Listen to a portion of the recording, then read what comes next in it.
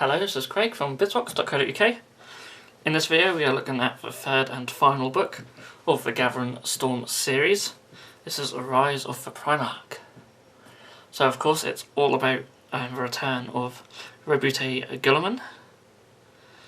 So this is the cover and there is Roboute on the front. It's going to take some getting used to calling him Roboute, but apparently that is the official pronunciation. So we have some nice artwork. There's the Primarch himself with his helmet on. So yeah, he's going to feature a lot in this book. So, as always, we're going to have a quick look through page by page, just going through the fluff section very quickly. I haven't read a lot of it. I do know the gist of most of it. Again, it's a really nice book, quite thick. £30 in the UK. So I'm just going to look through fluff-wise. I hope you guys can see it alright. It seems quite bright on the camera. Normally I have a couple of lamps set up, but it doesn't seem to be really necessary at the moment. So as you expect, absolutely loads and loads of narrative stuff. The storyline is progressing in 40k, and these books do have a sort of end times feel to them, but not quite as drastic. Change in the storyline and setting as we are getting, or as we got from Warhammer to Age of Sigmar, but I think there are some big changes ahead in 40k, and this is certainly leading up to all of them. Of course, having a Primarch back is a big enough change in itself. So there's loads, and yeah, I highly recommend this series of books to anyone who's big on their fluff and narrative, because yeah, a lot of awesome stuff's happening in the 40k story. And it's nice that it's sort of getting moved along now, and I hope it'll be more sort of dynamic like it is in Age of Sigmar, so they can just keep moving the story along. Really cool piece of artwork here actually, with Roboute on it. He has a brand new sort of throne for him to sit on, and you've got Saint Celestine, Greyfax, Belisarius. So some of the other new characters are there alongside him, and as Rain as well from the Eldas, he's also there, so that's quite cool, getting a lot of new characters together. Obviously lots of shots of miniatures and stuff, and it's nice to see him alongside Minus Calgar, so you can sort of see size difference. So chapter 2 is more fluff as well. So I'm just looking through these areas very quickly, and once we get to the special rules and special missions, etc., we will go through them in detail as always. And if this video gets too long, I will break it down into 2 parts as well. Anyone who's familiar with these series will know the score by now. I'm trying to get through the fluff section as quick as possible. Obviously I'm not going into all the fluff. I don't want to spoil it for anyone, and I haven't read all of it. Well, actually I haven't read most of it at this stage, as I only got the book today, so but there's loads of stuff. Really cool. Certainly well worth picking up if you're into that stuff. So you can see there is absolutely loads. And the Cypher who's returned. That artwork sort of quite reminiscent of his old miniature, so I'm assuming that's an old piece of artwork. But I love his new miniature. I think it's awesome. And we have a Legion of the Damned guy. There was some really I think this is an old piece of artwork, but it's just really interesting, just sort of, not how rubbish his flames look, but just sort of quite basic really. Yeah. Guilliman versus Scarbrand. I don't know if you guys saw the battle report that GW did on their Twitch that included these two. Apparently Guilliman is very brutal in that, and we'll see what his rules are either later on in this video or in the next one. He's actually really cheap points. Then we have Magnus the Red. We're going to take Magnus the Red and Guilliman in our next battle report. Face them off with an army each up against each other, so that's going to be really cool. Looking forward to that. And here they are. Our armies won't be quite as large as this. Very cool. Very cool bringing Primarchs back into the game, I think. And there they are, there's the two facing off. A really cool piece of artwork, very different sort of style of artwork as well. I love all the different styles that GW throw in rather than just having the same sort of style of artists. There's lots of different types of art, and this is actually really cool. Really cool, I like that.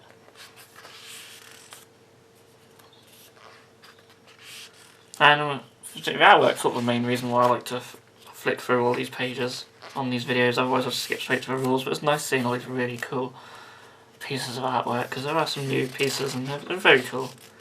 We have a Custodies. Really glad that they're getting their own box set soon, so we can pick them up separately, and then we can restock plenty of them on the website.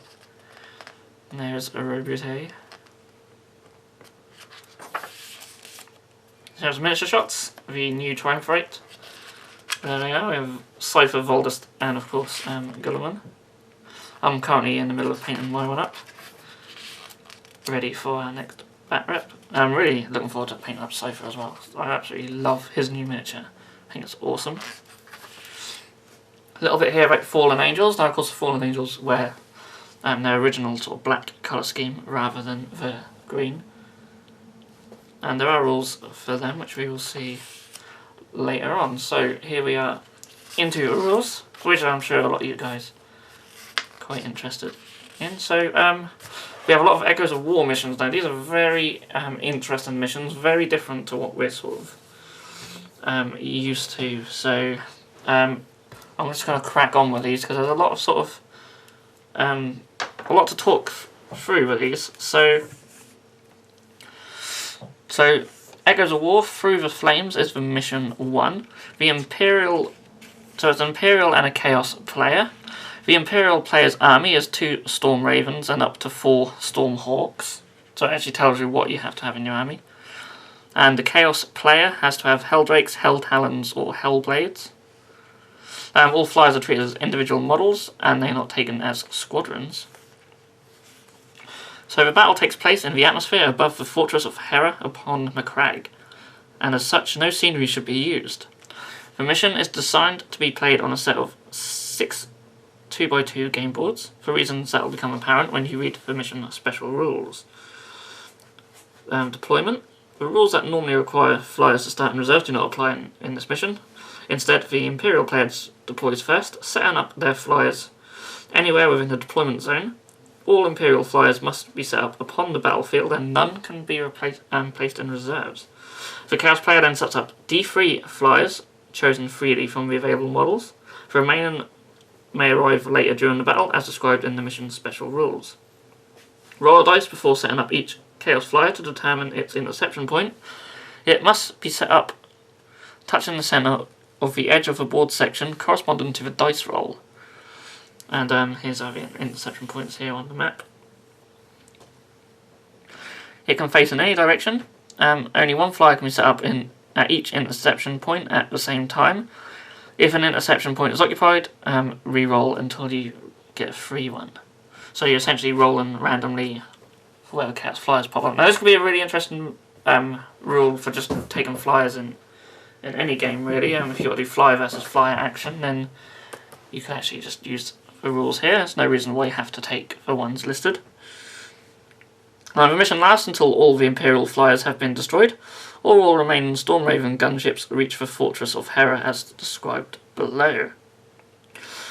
So the Imperial player wins if both Storm Raven gunships reach the fortress, as we just seen. The Chaos player wins if both Storm Raven gunships are destroyed, and any other result is a tie. Okay, so the 2-game Ultimate Challenge. Instead of playing a single game, play the mission twice with the players changing sides for the second game.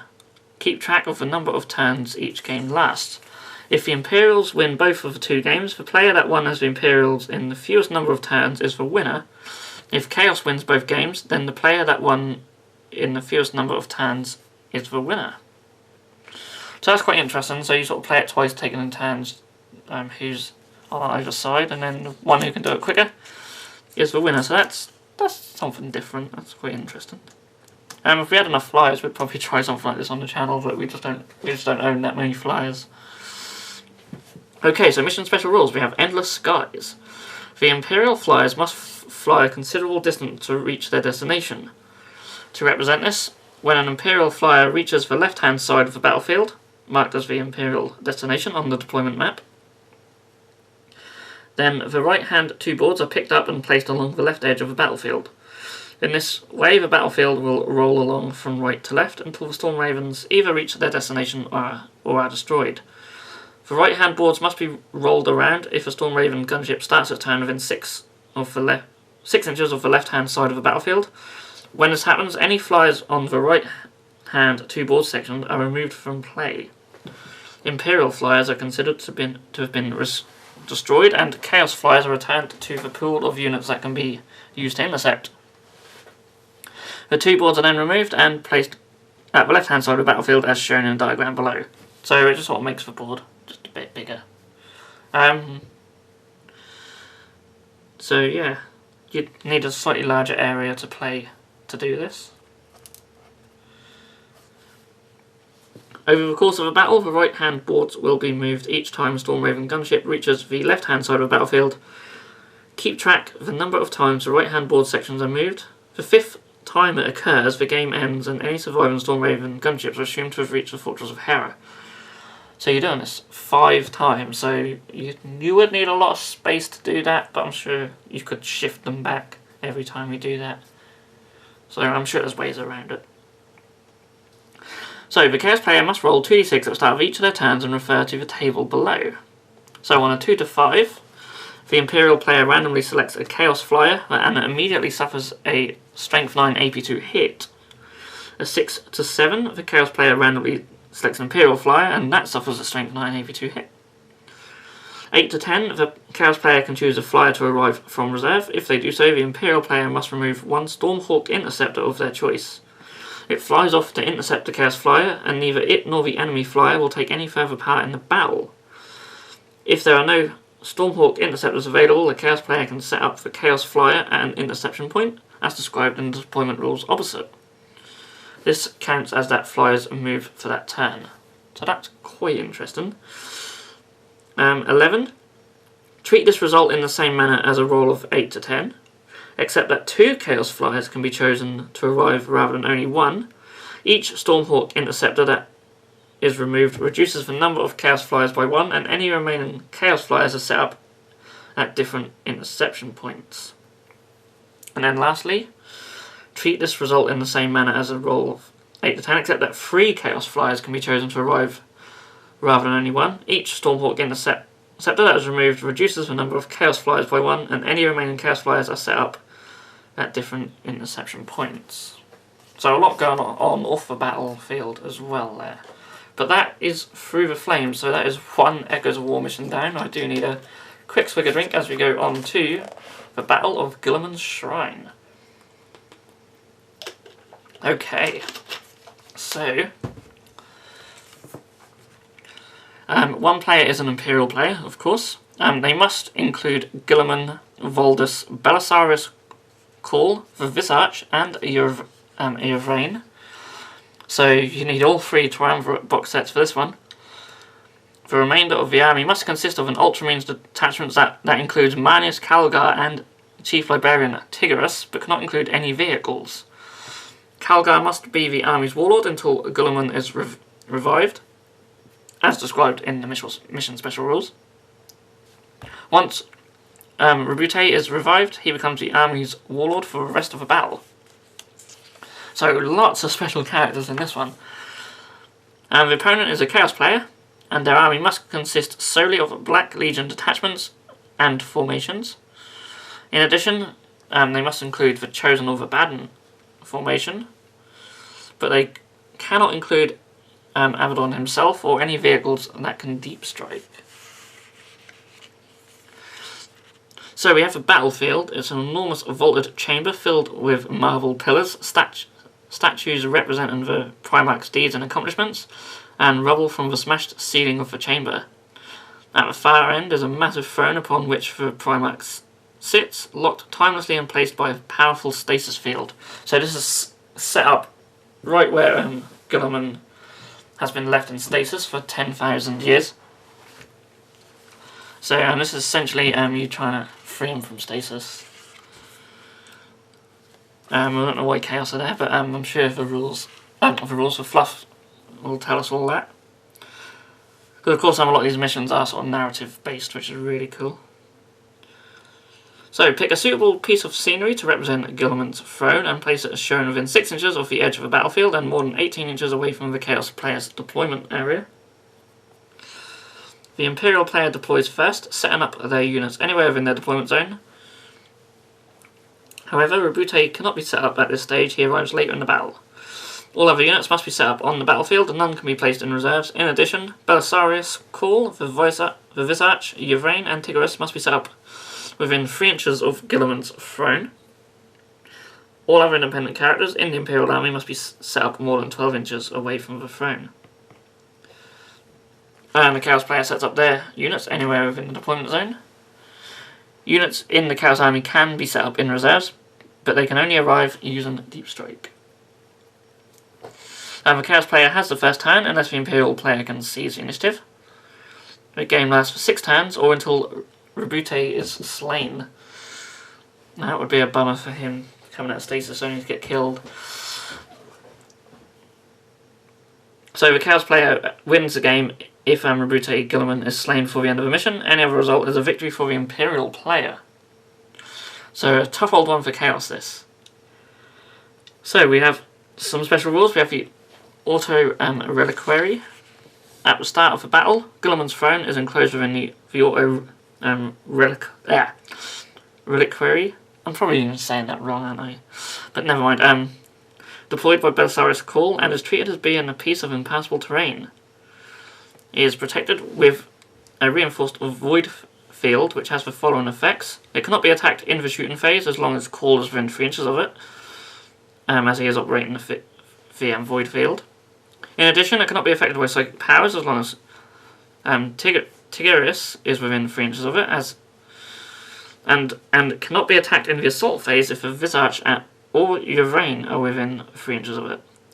Despite these protective measures, it is still subjected to an attack. It is treated as having toughness 7 and 10 wounds and an armor save of 3+, and is hit automatically in close combat. If it is destroyed before Guilliman is revived, as described next, then the Chaos player immediately wins the battle. So the Chaos player really just got to get to that throne. The Imperial player must roll a dice at the start of each of their turns, adding 2 to the roll for each game turn that's elapsed in the battle so far. If a modified roll is a 6 or more, Guilliman is revived. When this happens, place his model as close as possible to his throne and more than 1 inches away from any enemy models. He can be used normally for the rest of the battle, but the above rule, of course, no longer applies. So that's quite interesting, that's pretty cool. You do need a massive board though, it looks like you need a whole extra section there for the throne. This one looks much more like our usual 6x4, and this is called McCrag's Honour. So, one player is the Imperial player, and they must have Roboute Guilliman and the Victrix Guard formation, which is in this book later on. The remainder of the army must consist of an Ultramarines detachment, but cannot include any vehicles apart from dreadnoughts, and Roboute must be the Warlord.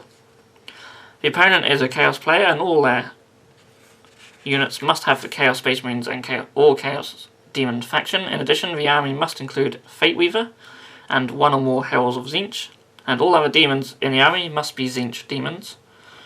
They cannot have any vehicles, and Fate Weaver must be the Warlord. So the battle takes place on the bridge of the McCrag's Honour. Chaos forces have breached the bridge at one end, as shown on the map opposite. The area in front of the breach is devoid of cover, but the rest of the bridge is designed to form a natural defence bulwark. Gantries and walkways near the edge of the battlefield provide the Ultramarines with elevated positions from which to rain down attacks on the foe, while consoles filling the central area of the bridge are designed to act as defensive barricades in case of just such an attack as this one. Set up the terrain as described in the 40k rulebook, using the deployment map included in the mission, and choosing scenery from your collection that best represent the bridge of McCrag's Honour. So the Imperial player deploys first, setting up their units anywhere within the deployment zone.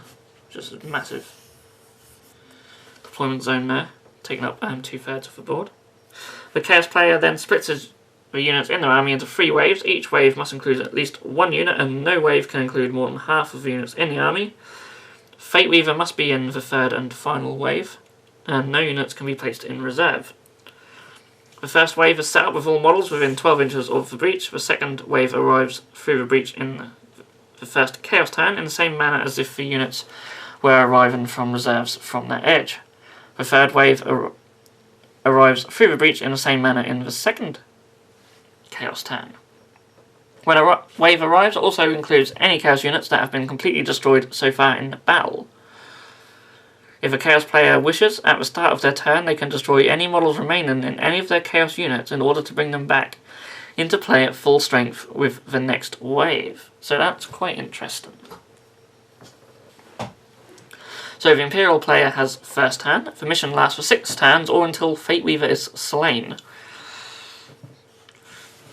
So the Chaos player wins the game if Rebute Guilliman is bound by psychic chains of his own guilt, anger and disappointment, as we'll see in a minute.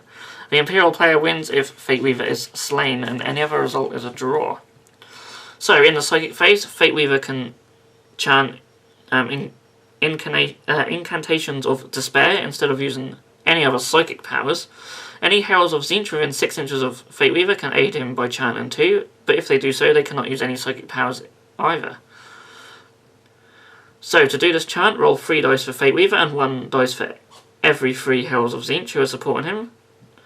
So for example, if you're supported by 6 Heralds, you would roll 5 dice in total.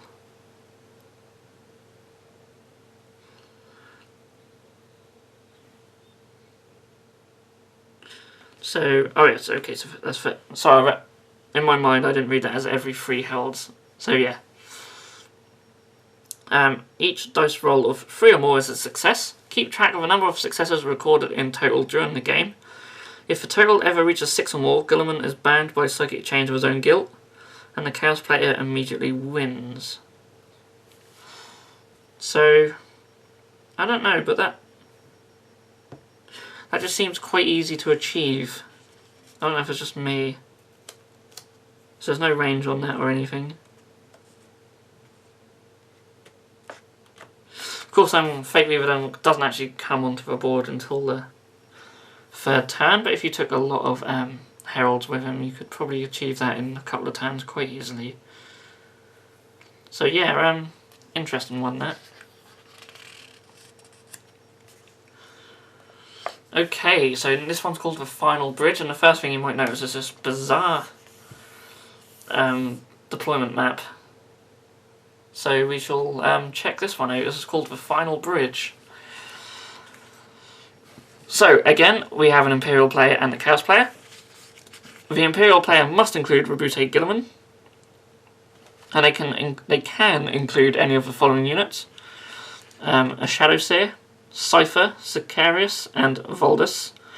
The remainder of the army must consist of any detachments from the following factions: Space Marines, Grey Knights, Legion of the Damned, Admech, Harlequin, or Admech or Harlequins. The army may not include any flyers, and Rebute must be the Warlord. The opponent is the Chaos player, and all their units must have the Chaos Space Marines or Demons faction. In addition, the army must include Scarbrand, and all other demons in the army must be Tzeentch or Khorne, and Scarbrand must be the Warlord. So the battle takes place in a vast chamber that is crisscrossed with bridges, stairways, platforms and gantries. Many of the bridges and platforms are extremely large, easily big enough to allow battle tanks to manoeuvre and move freely around them. The battle map represents a set of bridges that lead to the webway portal. The gaps between the battlefield sections represent nearby bottomless pits over which the bridges and platforms are suspended. The bridges can be from 12 to 18 inches wide rather than 24, dependent upon how much space is available for your game. The webway portal should be between 36 and 72 inches away from the Imperial deployment zone. Set up any terrain as described in the 40k rulebook using the deployment map included in this mission. So, yeah, these haven't got to be massive tiles, but even so, it's a weird, odd shape for a board. You couldn't fit it on a 6x4 too easily, I wouldn't have thought. The Imperial player deploys first, setting up their units anywhere within the deployment zone. All units must be set up on the battlefield and none can be placed in reserve. The Chaos player then sets up their units anywhere within the deployment areas. Demons of Tzeentch can only deploy in the Tzeentch deployment area, and Demons of Khorne can only deploy in the Khorne area. Chaos Space Marines can deploy in either area. All units must be set up on the battlefield, none can be placed in reserves. So this mission lasts for 8 turns. At the end of a battle, the player with the most victory points is the winner. If both players have the same number of victory points, then the battle is tied. The Chaos player receives 3 victory points for each Imperial unit that is completely destroyed. The Imperial player receives 2 victory points for each Chaos unit that is completely destroyed, and 4 for each Imperial unit that escapes through the webway. So essentially just any unit can get to this edge over there. The gaps in between the bridges are over a near bottomless void. The void can only be moved over by models with the following unit types: Flyer, flying monstrous creatures, jetbikes, jetpacks, jump or skimmer. Only units with the flyer, jetbike, jetpack and skimmer unit types can end movement in those spaces. Imperial units within 36 inches of Scarbrand cannot end and move further away from Scarbrand than when they were at the start of their move. And they must also attempt to charge him if they are within 12 inches. Actually, no, they must always attempt to charge if they are within any enemy within 12 inches. This rule does not apply to Rabute or any units drawn from the Ultramarines that are within 12 inches of him. The Imperial units that are within 6 inches of the edge of a battlefield that represents a webway portal. At the start of their movement phase can escape through the webway instead of moving. If they do so, the unit is removed from play but doesn't count as being destroyed. So we have one more Echoes of War mission, which will be the last thing we look at in this book, and then we will look at the rest. There are some other missions we'll look at and some special rules which will be in part 2. As you can tell, my voice is getting croaky, so I'm going to have another drink break.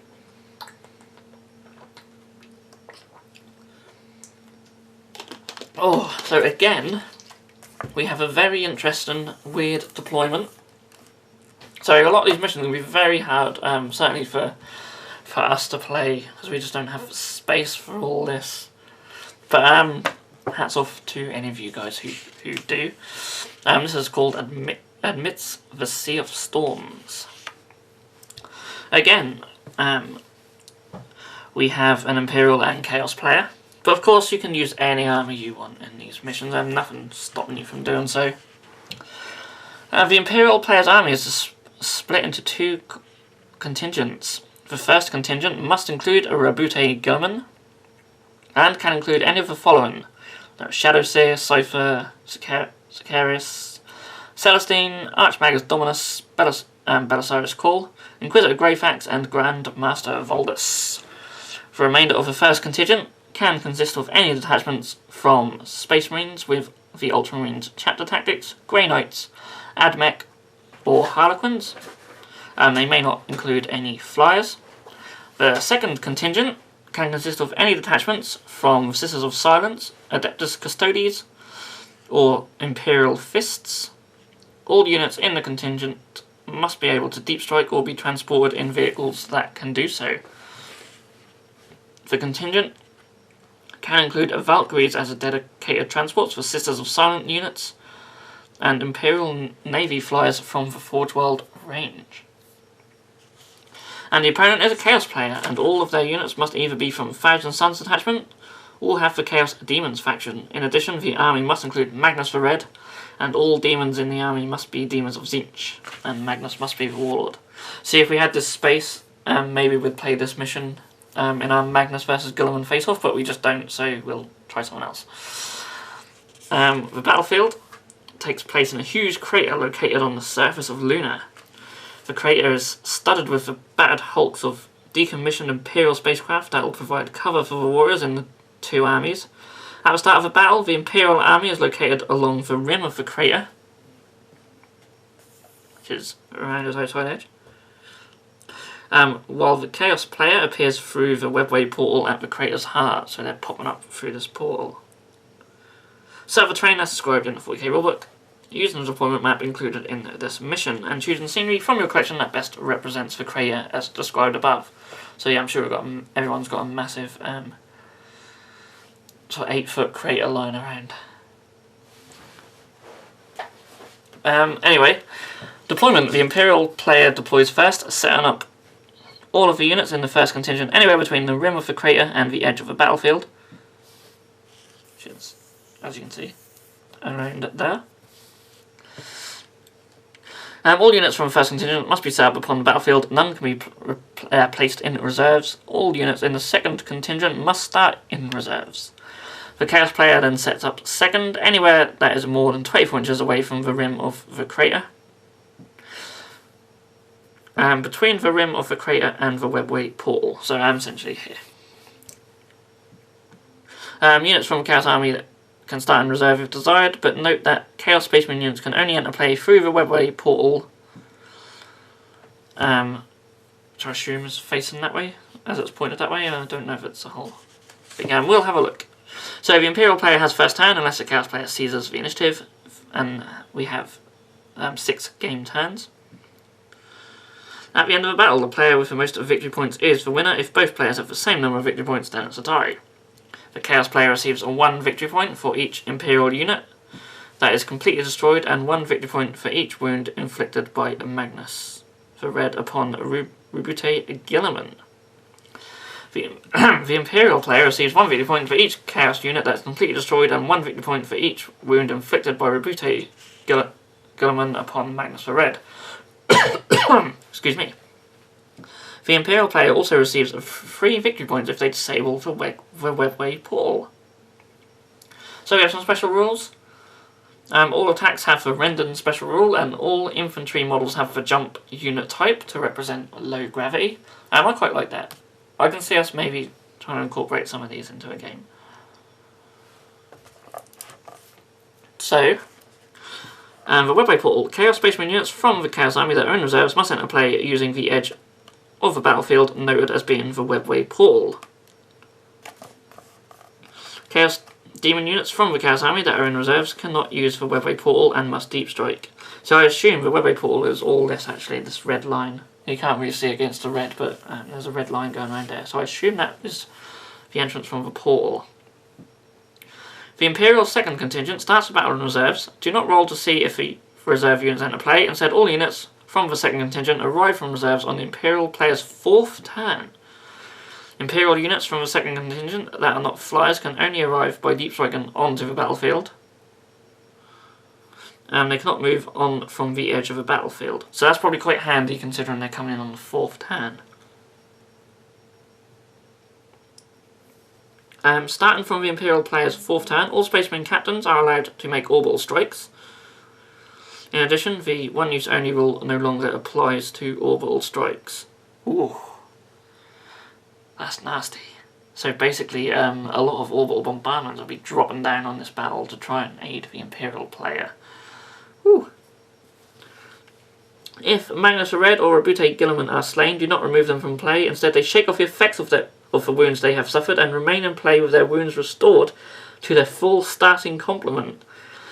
The first time either of the Primarchs do this, they recover automatically. The second time, they recover on a 2+, the third on a 3+, fourth,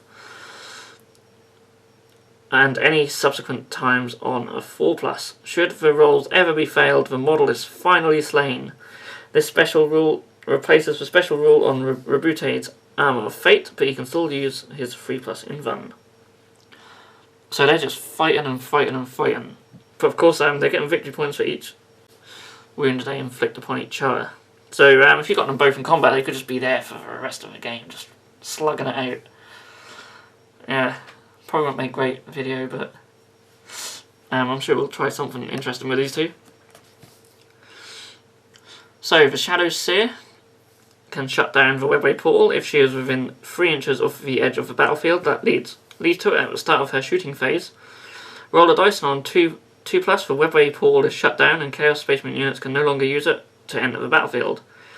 In addition, should Magnus the Red be slain in the same turn that the portal is shut down, then he automatically fails the superhuman reserve roll and is slain. So that's one way of killing Magnus. Interestingly, your army doesn't have to have a Shadow Seer, so you could make it impossible to shut that down for some reason. But yeah, they are the Echoes of War. We have Cataclysm of War missions also, and there's some special rules for them, and we're going to look at them in the second part of this video. We are also going to look at the Fallen, Cypher, Rebute, and Voldus. They're all in here. We have a couple of formations. We're going to look through all that in part 2 of this video. So until then, all that's left to say is thank you so much for watching, and if you've enjoyed this video you can give it a thumbs up, and you can also subscribe or Patreon, etc, whatever you wish. And all that's left to say is I'll see you again in the next video.